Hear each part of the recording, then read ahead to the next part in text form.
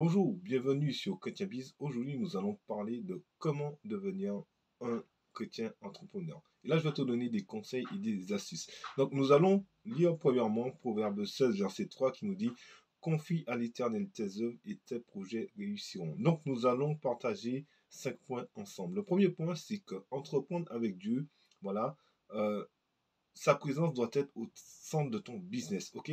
Et tu ne dois pas être vraiment éloigné de Dieu par rapport à cela. Tu sais, on nous parle souvent de stratégie, de businessment, de marketing, mais la vraie question, c'est où est Dieu dans tout ça, ok? Devenir un chrétien entrepreneur, ce n'est pas juste créer une entreprise éthique, ce n'est pas juste créer une entreprise bienveillante, c'est bâtir un vrai et réel projet avec Dieu, ok? Main dans la main. Donc, avant même de lancer ton projet, toi, tu dois prendre le temps de chercher la face divine. Tu dois prendre le temps de rechercher la direction divine.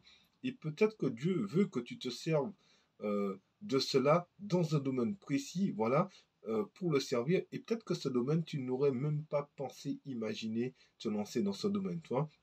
Donc, quand tu invites Dieu dans ton business, ok, tu n'as pas seulement une idée, tu as une mission à accomplir. Tu as une mission par laquelle tu es appelé pour impacter ce monde. Et je voudrais te dire aujourd'hui que Dieu ne bénit pas n'importe quel projet. Dieu ne bénit pas n'importe quel projet. Dieu va bénir euh, les projets qui t'a inspiré. Parce que tu sais, on peut avoir des projets qui viennent de nous parce que voilà, on nous dit que nous sommes bons dans un domaine, on maîtrise une technique, on maîtrise un secteur.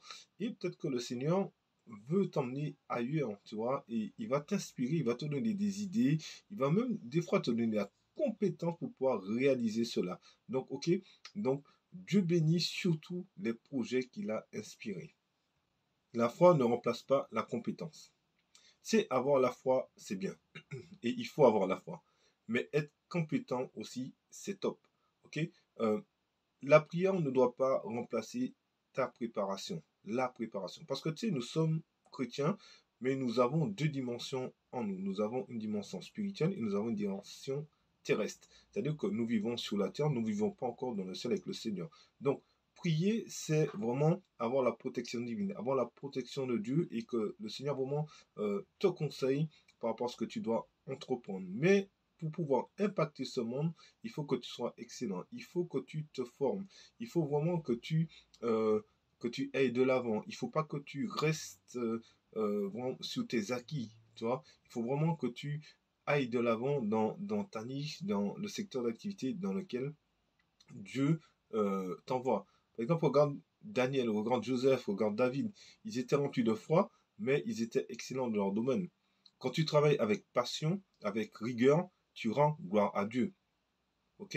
Donc vraiment, aujourd'hui, je voudrais vraiment t'encourager à te former, vraiment t'encourager à persévérer, vraiment t'encourager à apprendre à lire, vraiment à suivre des personnes qui t'apportent des choses qui vont te permettre de progresser dans tes projets d'entrepreneuriat.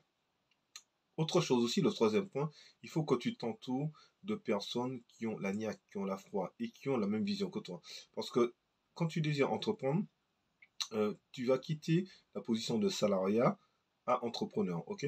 Et souvent, si tu restes trop avec des personnes qui sont dans le salariat, par exemple, en échangeant tes idées, tout ça, tu vas te rendre compte que ils n'ont pas les mêmes idées que toi ou ils n'ont pas forcément la même manière de voir les choses. Même si ce sont des personnes de ta famille, des gens que tu aimes ou des gens que tu apprécies, mais par rapport à ton projet d'entrepreneur, tu vas te rendre compte que les personnes qui sont salariées vont te dire, mais non, mais tu sais, ça sert à rien de créer ton entreprise ou mettre tout un travail. Non, moi, tu sais, je préfère être salarié parce que c'est beaucoup plus simple pour moi, parce que voilà, je ne vais pas m'embêter à créer une entreprise, tu sais, on paie beaucoup de charges en France. Quand on est entrepreneur, ils vont te donner plusieurs raisons. Ça peut être des raisons qui sont louables. Mais si Dieu a mis dans ton cœur le désir d'entreprendre, il ne faut pas que tu hésites à le faire.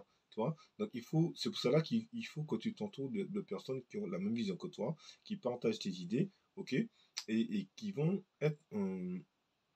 qui vont t'entourer quoi quelque part, tu vois. Parce que, tu sais, Dieu utilise des relations pour nous propulser. Dieu utilise les relations pour nous faire avancer. Dieu utilise les relations aussi pour nous protéger, peut-être pour nous éviter de faire des erreurs, peut-être pour t'éviter de faire des erreurs.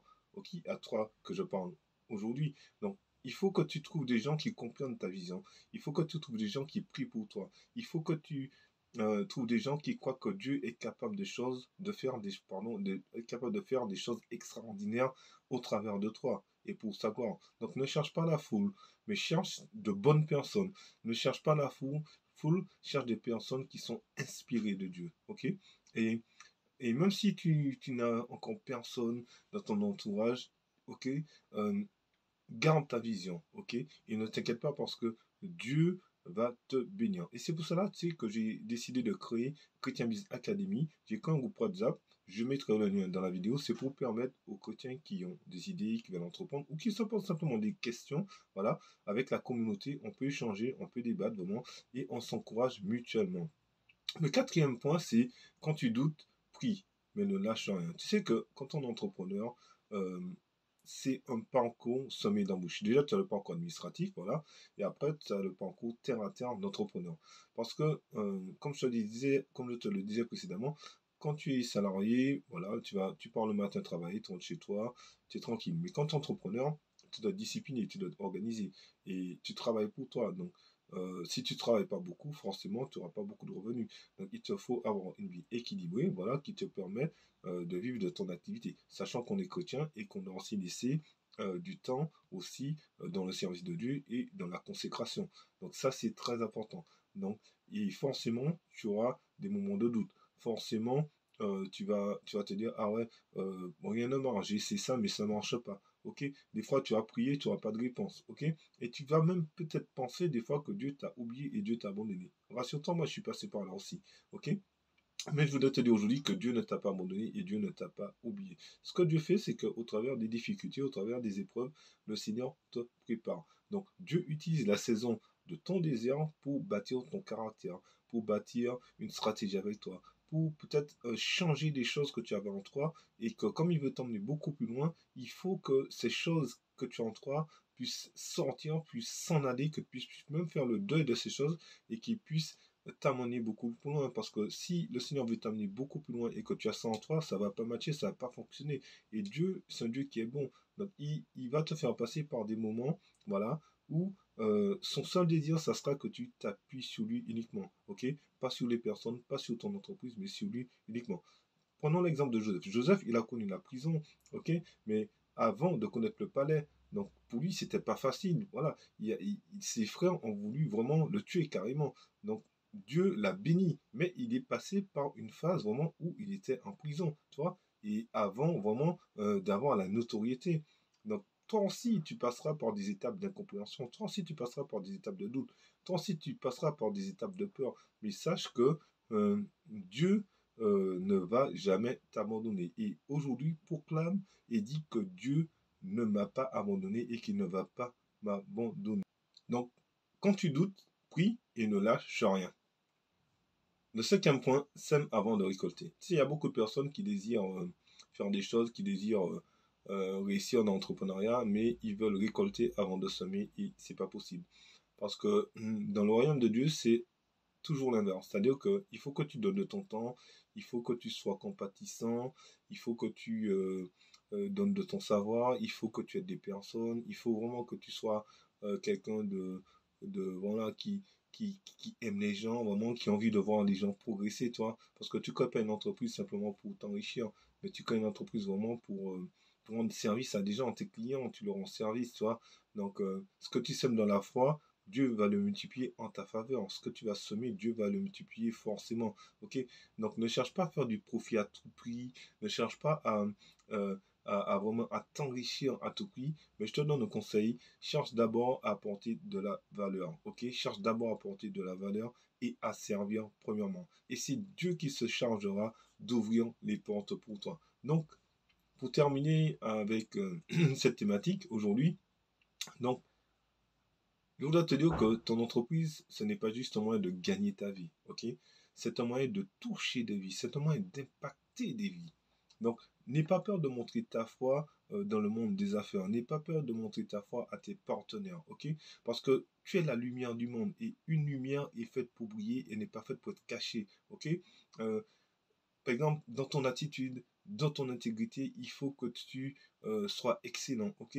Et que au travers de cela, les gens puissent voir que vraiment cet homme, cette femme, vraiment elle est différente. Elle a quelque chose de différent en elle. Et ça sera un témoignage pour tes partenaires et même si tu as des employés, des employés.